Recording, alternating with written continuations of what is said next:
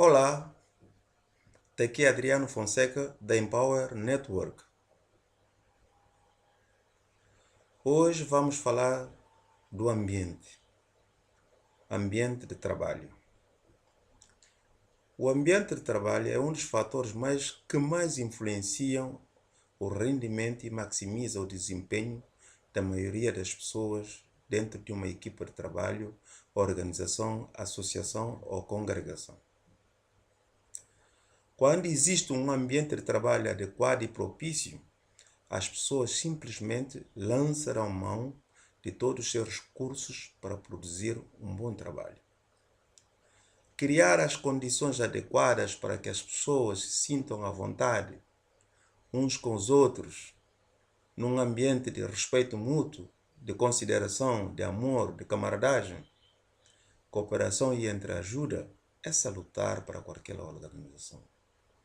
Quando o princípio de respeito prevalece no seio de uma equipa, de pessoas diferentes com pontos de vista diferentes em relação ao mesmo assunto, é importante ressalvar que todas as ideias e pontos de vista, por muito diferentes que sejam, são sempre importantes, porque no fim, analisados sobre um prisma imparcial e isento, tendem sempre por se convergir na curva de interesses do bem maior e comum da organização. Sendo que todo o antagonismo é ultrapassado através de diálogos construtivos, desde que os membros da equipa se comportem e se tratem corretamente, da mesma forma como gostariam de ser tratados, com amor, respeito, carinho e dignidade, honestidade e generosidade, tudo se processa da melhor maneira. Assim, a partir do momento que se criam as condições de convivência saudáveis, de harmonia, de respeito, de autenticidade, de honestidade e de humildade, o resto se desenvolve de acordo com as condições propiciadas. Nós não fazemos as coisas crescerem na natureza. Nosso Criador ainda é o único que sabe e faz com que uma pequena semente plantada no solo se transforme em grande e frondoso carvalho. O melhor que podemos fazer é criar as condições adequadas para que o crescimento se dê. Esse princípio é essencialmente verdadeiro em relação aos seres humanos. Existem muitos exemplos que ilustram este princípio. Uma criação adequada dos filhos em ambiente doméstico saudável são essenciais para uma sociedade saudável. Apesar de todos os avanços da medicina, nenhum médico jamais consertou um osso fraturado ou curou realmente ou efetivamente um ferimento. O melhor que a medicina e os médicos podem fazer é prestar assistência através de medicação e terapias, criando as condições adequadas para que o corpo se cure. O que o bom terapeuta pode fazer é criar um ambiente saudável para o paciente, estabelecendo um relacionamento amoroso baseado em respeito, confiança, aceitação e compromisso. Uma vez criado esse ambiente, os pacientes podem iniciar o processo de autocura. Um jardim normalmente precisa de atenção constante e acredito que se não fizermos a nossa parte e cuidar dele, jamais poderemos colher os frutos.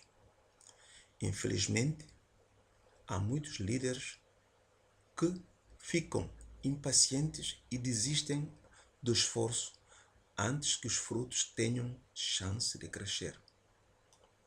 Muitas pessoas querem e esperam resultados rápidos, mas o fruto só vem quando está pronto.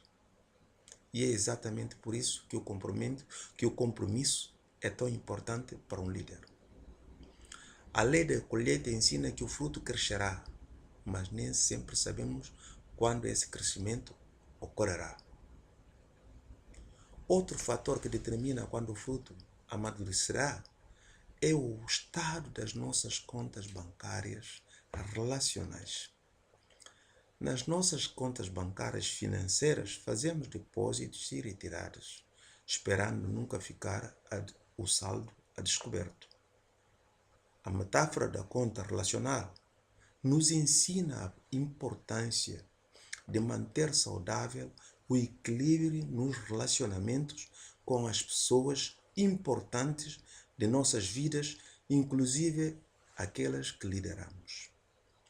Em palavras simples, quando conhecemos uma pessoa, o saldo da nossa conta de relacionamento com ela é neutra, porque vamos iniciar um relacionamento, um conhecimento. À medida que o relacionamento amadurece, porém, baseados na forma como nos comportamos, por exemplo, fazemos depósito nessas contas sendo confiáveis e honestos, dando às pessoas consideração e reconhecimento, mantendo nossa palavra, sendo bons ouvintes, não falando de outros pelas costas, usando a simples cortesia de um olá, por favor, obrigado, desculpe, etc. Fazemos retiradas sendo agressivos, descorteses, quebrando promessas e compromissos, apunhalando os outros pelas costas, sendo maus ouvintes, cheios de empáfia, arrogância e etc. por aí fora. Essa ideia de conta relacional também ilustra porque devemos elogiar as pessoas em público e nunca puni-las em público. Quando punimos uma pessoa publicamente, é óbvio que o envergonhamos na frente dos seus amigos, seus camaradas, o que é uma enorme retirada em nossa conta com essa pessoa. Mas além disso, e não só, quando humilhamos alguém em público, também fazemos uma retirada na nossa própria conta relacional com todos aqueles que presenciaram. Porque chicotadas em público são constrangedoras e horríveis de presenciar. E as pessoas se perguntam e se questionam: quando será a minha vez? Nesse sentido, uma das formas mais eficientes de perder a nossa credibilidade relacional é punir alguém publicamente. Acho que o mesmo princípio é verdadeiro quando elogiamos, consideramos e reconhecemos alguém publicamente. Não apenas fazemos um depósito em nossa conta com a pessoa que elogiamos, mas também fazemos depósitos nas contas que temos com aqueles que observam. E todos estão sempre observando o líder. Aquilo que o líder faz, todos observam. Tudo o que um líder faz é uma mensagem que segue.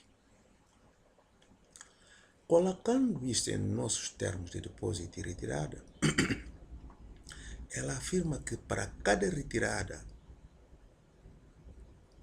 que você faz em sua conta com uma pessoa, são necessários 4 depósitos para voltar a equilibrar a relação. Uma proporção de 4:1. Nós todos temos a tendência de ser muito sensíveis, mesmo que tentemos aparentar calmo. As pessoas, de modo geral, têm alta opinião sobre si mesmos. Isso significa que devemos ser muito cuidadosos ao fazer retiradas de contas de credibilidade de outros, porque o custo pode ser muito alto. Podemos perder a confiança, a nossa confiança. A definir confiança, por exemplo, podemos passar anos nos esforçando para construí-la e ela pode ser perdida em um instante por uma simples indiscrição. Pessoas que se apoiam no poder em geral se sentem ameaçadas pelas pessoas que se apoiam na autoridade.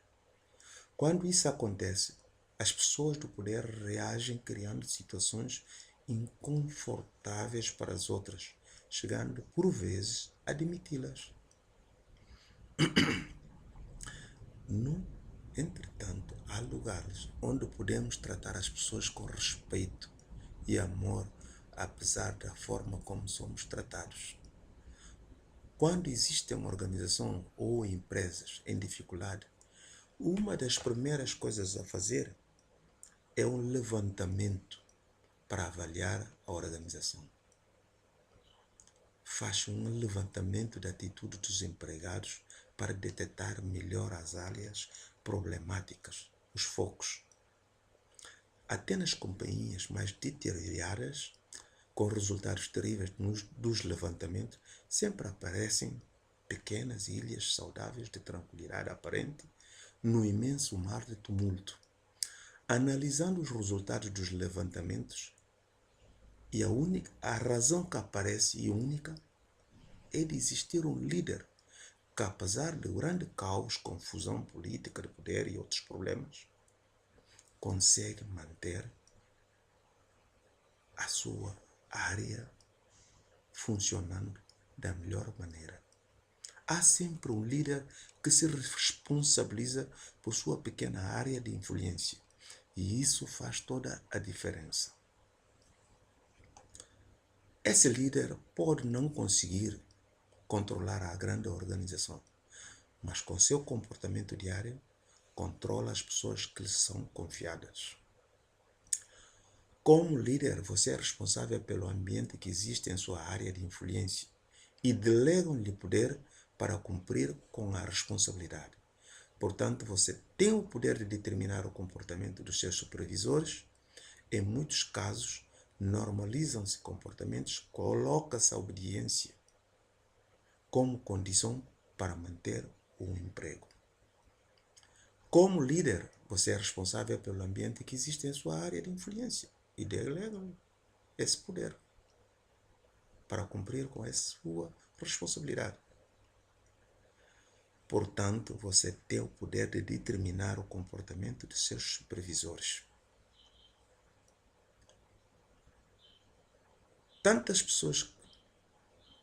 Existem tantas pessoas que agem de maneira como se pudessem de facto mudar outras pessoas. Mas a única pessoa que você pode realmente mudar é você mesmo.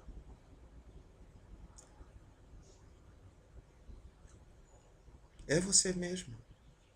Nem mais. É como já dizia Tolstói. Todos querem mudar o mundo, mas ninguém quer mudar a si mesmo. É preciso haver motivação. E eu defino motivação como qualquer comunicação que influencie as escolhas. Como líderes, podemos fornecer todas as condições, mas são as pessoas que devem fazer as próprias escolhas para mudar. Lembrem-se do princípio do jardim.